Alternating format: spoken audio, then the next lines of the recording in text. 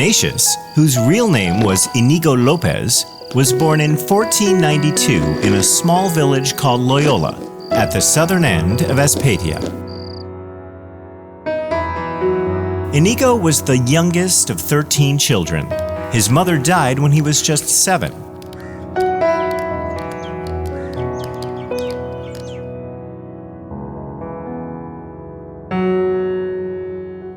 And he was then raised by Maria de Garin, who was the wife of a blacksmith. His last name, Loyola, was taken from the village of his birth.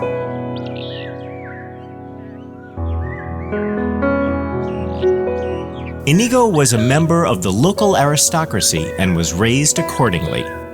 He was an ambitious young man who had dreams of becoming a great leader. He was influenced by stories such as The Song of Roland and El Cid. Come on, Inigo, let's go to the fields. All right, what were you reading? It was the Song of Roland. It's about an epic battle that took place years ago. Ha ha ha, why are you reading those old books? It's such a waste of time. No, my friend, I'm gonna be a great soldier, maybe even a knight one day. Ha ha ha, that's such a stupid idea. Stupid? I don't think so. Come on, friends, it's already late. We have to rush now. Okay, now let's see who can catch up with me. I'm gonna beat ya. When he was 16, he started working for Juan Velasquez, the treasurer of the castle. Inigo, hand over this file to the assistant treasurer. Yes, master. Inigo served as a page for the treasurer, and he was frequently at the court around rich people. It was here that he developed a taste for the material things of this world. He used his time and talents for his own glory and not much else.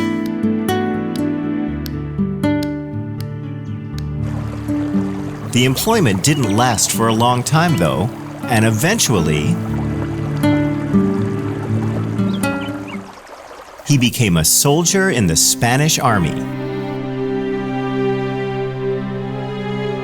He had by now changed his name to Ignatius. Whatever happens, do not let them through. Are you ready? Yes, yes. We'll fight till we die.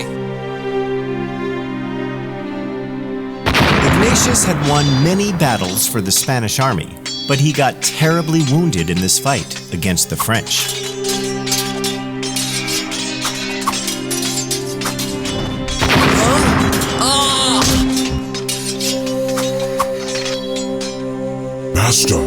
Master, are you all right? Help! Somebody help! Ignatius was injured very badly that day. The cannonball had shattered his leg and the bones were protruding out. But as always, Ignatius was brave. He was strong during the painful journey back home.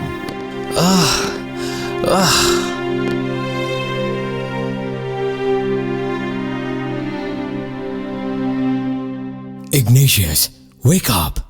Ignatius! Huh? There you are. Thank you for saving me, Doctor. Don't thank me yet. There is some good news. And I'm afraid I may have some bad news for you as well. What is it, Doctor? Good news is that your leg has finally started healing. We think you will be able to start walking in a few days' time. Wow, that's wonderful, Doctor. Did you hear that, my friend? And what's the bad news? One of the bones in your broken leg is sticking out, and it has formed an ugly bump just under your knee.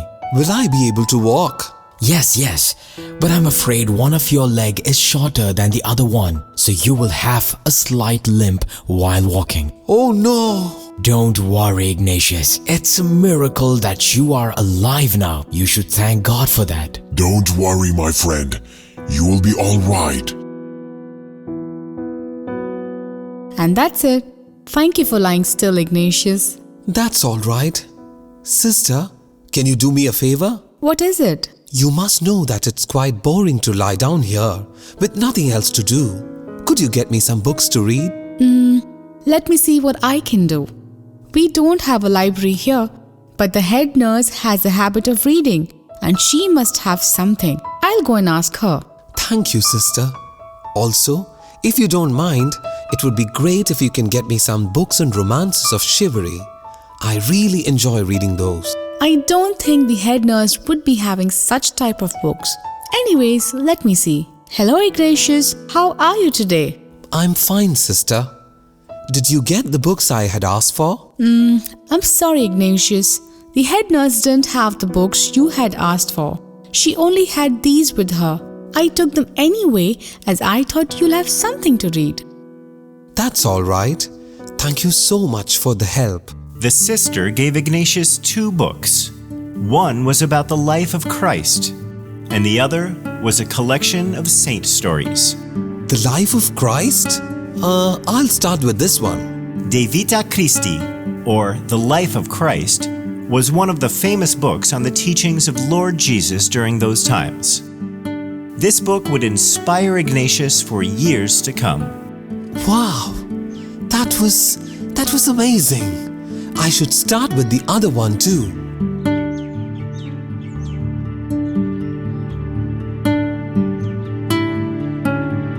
Ignatius then started reading the other book, which had a collection of saint stories. He was struck by the great sacrifices that the saints made for God. He was overwhelmed by their love of Jesus.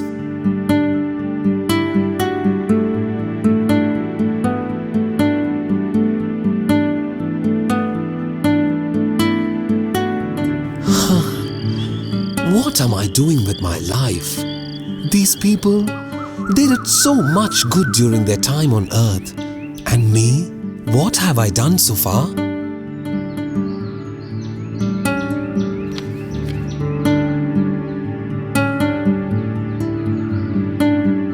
As Ignatius continued to heal, he started reading more and more books about the teachings of Jesus.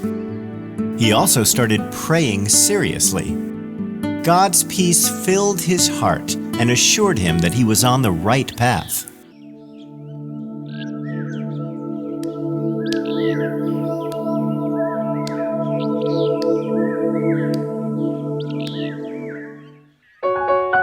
By the spring of 1522, Ignatius had recovered enough to leave the bed. Hello, brother.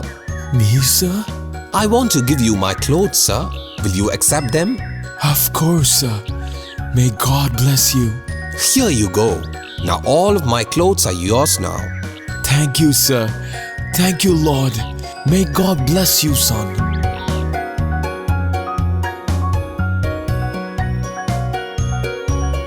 And then he went to the Benedictine monastery, and he laid down his sword and his armor. God, that's all what I have left of my previous life. I will be a new man from now onwards. Thank you for showing me the way. He then walked to a hospital in the town of Manresa. In exchange for a place to live, he performed work around the hospital.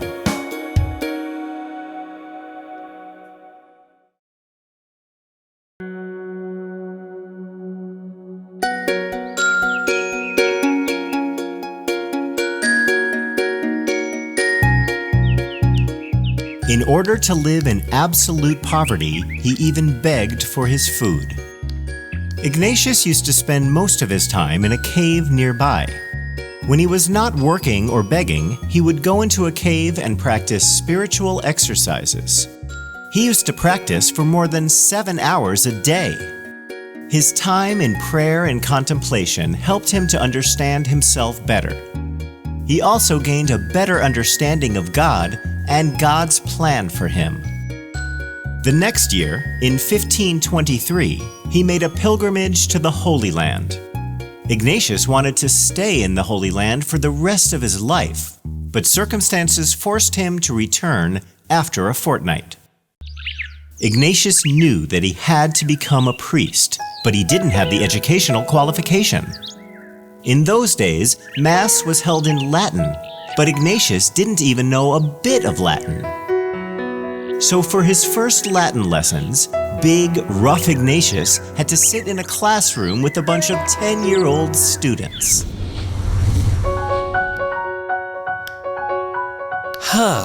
Good morning, children. What is he doing? Isn't he our new Max teacher? I don't know. Now everybody sit down. Hello everyone. My name is Ignatius and I'm not your teacher. I'm a student just like all of you. Huh? Student? He must have gone mad. I heard you, boy. Don't worry. Like I said, I'm here to learn Latin, my friends. Wow! Can you be my friend? Of course we can.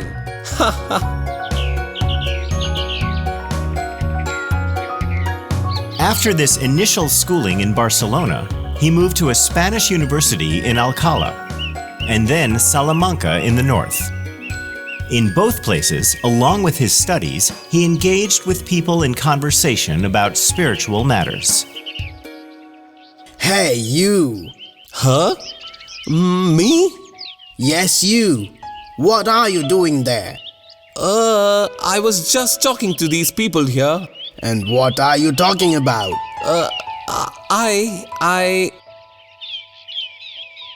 We were having a discussion about spiritual matters, sir. Why do you ask? Is there a problem? Yes, there is a problem. This man here was arrested twice before for engaging in theological conversations without having a degree. What? You don't have a degree in theology? Is it true? Yes, sir, it's true.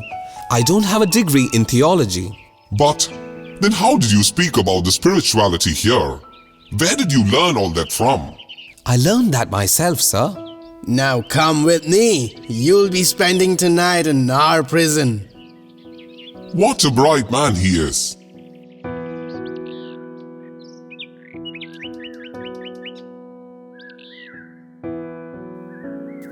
Ignatius was detained 3 times for interrogation.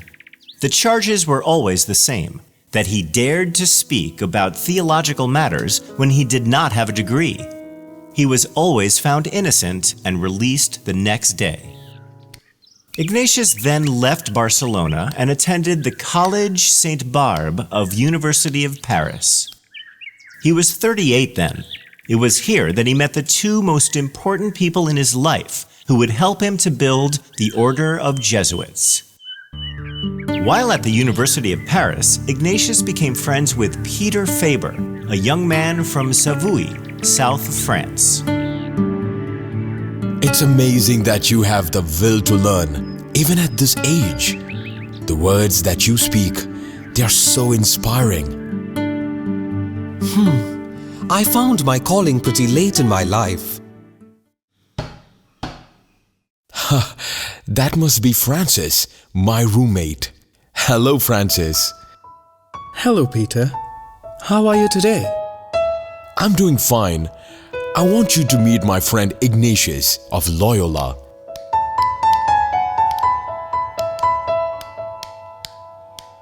It's a pleasure to meet you, Francis. Likewise, Ignatius. Peter had been spending much time with Ignatius, and he was really inspired by him. He was impressed with the spiritual exercises that Ignatius taught him. I have to tell you something, Francis. What is it, my friend? I have decided to become a priest after my studies. Wow, that's amazing, my friend. I'm so happy for you. Ignatius was impressed with Francis, and he tried to convince Francis as well. You should also consider becoming a priest, my friend. From whatever Peter told me about you, you're indeed a spiritual person. Thanks for the offer, my friend, but I think I'm going to be a professor. I really like teaching, and it pays me well too. You know there's the saying, what shall it profit a man to if he gains the whole world but lose his own soul? Huh? We'll see again, my friend. The question made Francis think for a while. He thought about it for many days.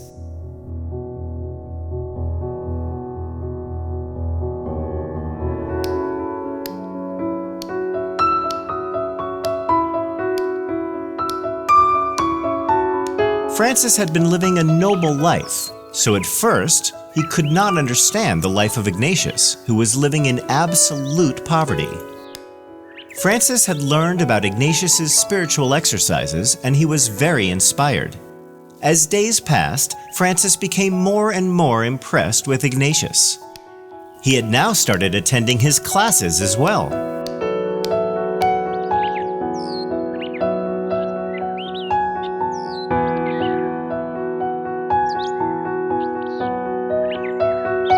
Ignatius, too, had seen the potential that lay hidden beneath Francis's worldly ambitions. So what do you say, Francis? Are you ready to join the order? Yes, you have completely won me over, my friend. I'm truly impressed with your works. Please allow me to join your order. Come with me, my friend. And this bond went a long way in finding the Society of Jesus. Many others joined the order too.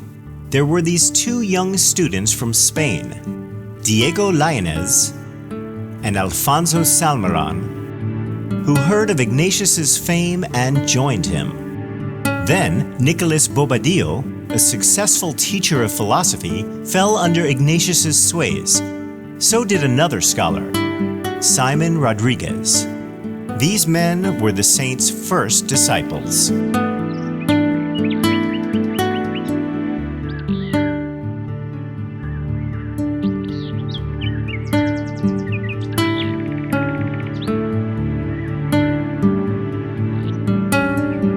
I would gladly give up my life if there was an offer for immediate heaven. You shouldn't think that way, Linus. I would rather choose to stay on earth and work for the glory of God. If God sends you great sufferings, it is a sign that He will make you a great saint. If you wish Him to make you a great saint, then ask Him to send you great sufferings. While he did not place too many burdens on any, he wanted his followers to see God in all they did. He insisted on humility. Humility is the truth. Hate what the world seeks and seek what the world avoids. My dears, we need to get the approval of the Pope to start our mission. What shall we call our mission? What do you think of the name, Society of Jesus? That sounds excellent. That one is great. Now that we have drawn the rules of our order, I think it is time we get an approval from Pope. Ignatius, Francis, Pierre, and other members together founded the order, which went on to be known as the Society of Jesus, or more commonly known as the Jesuits. Together, these 7 companions were united in spreading the gospel and devoting their life to the service of God. That day, they took the vows of chastity and poverty, and then made a pilgrimage to Jerusalem. Under the direction of Ignatius, his disciples were soon ready for work. Francis, I want you to go to India. Go and set all afire and alight. I will, Master.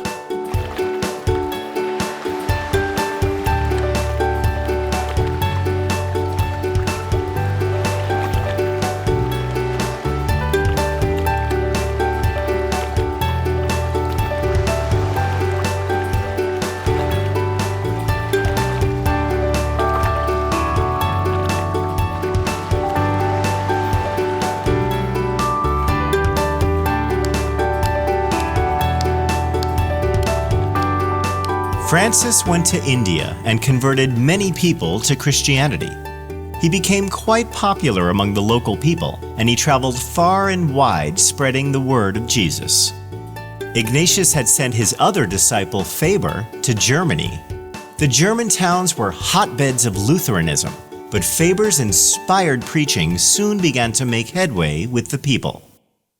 When the Council of Trent was called, Lainez and Salmeron were appointed theologians of the Pope. There is little record of miracles performed by St. Ignatius, but the achievements of his disciples are widely known. At the time of his death, there were 1,000 Jesuits. a good number of them involved in 35 schools Ignatius had started. He died on the morning of July 31st, 1556, at the age of 64. St. Ignatius was canonized in 1622 by Pope Gregory XV. He was named the patron saint for spiritual exercises and retreats by Pope Pius XI. Prayer of Saint Ignatius of Loyola. Dearest Lord, teach me to be generous. Teach me to serve you as you deserve, to give and not to count the cost, to fight and not to heed the wounds, to labor and not to seek rest, to give of myself and not to ask for reward, except the reward of knowing that I am doing your will.